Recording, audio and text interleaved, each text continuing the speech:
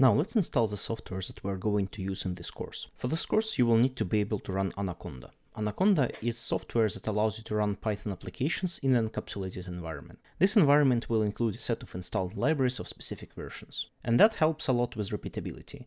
Python has a lot of functions and libraries, and they are updated quite often, and not all versions are intercompatible with each other. So you might encounter breaking changes that will make your program unfunctional until you fix it. And to avoid that, in Python, people often use repeatable environments like the one provided by Anaconda. There are two ways for you to install Anaconda. The first one is simpler, however, it might not be the best option. For this straightforward solution, you can do the following.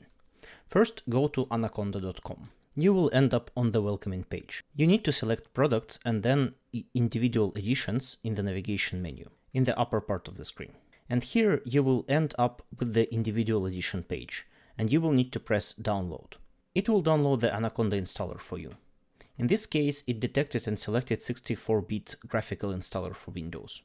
You can also scroll down to Anaconda installers to see other download options if the suggested one is for the wrong operating system or you want to use Anaconda on a different machine. So for Windows, you need to download this 64-bit graphic installer. After you start the download, it will ask you to register an account, and you don't have to do that since the download has already begun. I will explain also the Linux installation process later when I start talking about the second way of installing Anaconda. When the installer finishes downloading, you begin the installation by running the downloaded file.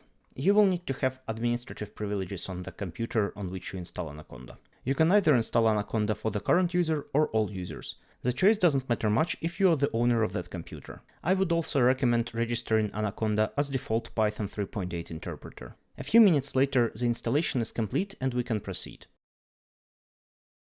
If you are working under Windows 10, then you will find it in the recently added software list. You can also search for it. When you are working with Anaconda, your primary tool for managing your Anaconda installation is Anaconda Navigator.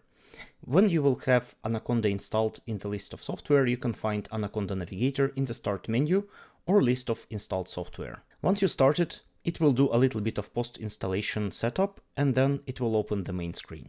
The most important parts that are useful here are as follows. On the left side panel, you can select Environments tab. This tab contains the list of your environments. Each environment can be assigned with a descriptive name. The base root environment is created for you by default. I have two other environments that I have created manually. You should not use that one unless you are planning to use your Anaconda for a single project only. Instead, for every new software that you are developing, you are better to start a new environment. From this tab, you can also create, clone, or remove environments. Let's press Create button and create environment for Python. And we will have one with Python 3.8 enabled because our Anaconda installation does not have any other Python binaries at the moment. After you fill the name of the new environment and type of interpreter, you should press Create button to confirm. This process creates an environment with different standard packages. These packages are necessary and are also installed in the new environment.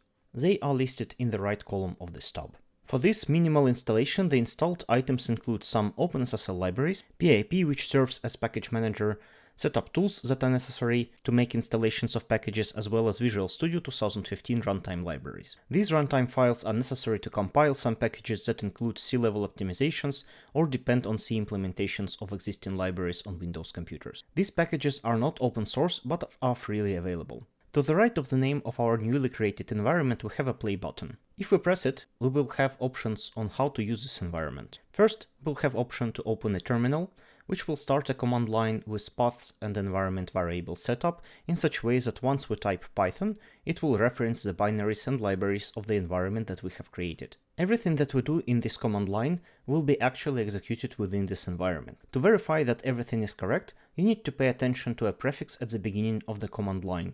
If you will just start standard command line application, you will not see this prefix. The second option there is Open with Python. This immediately launches a Python executable within the environment. The other two options, IPython and Jupyter Notebook, are grayed out, and to enable them, you need to install them first. Let's install Jupyter Notebook.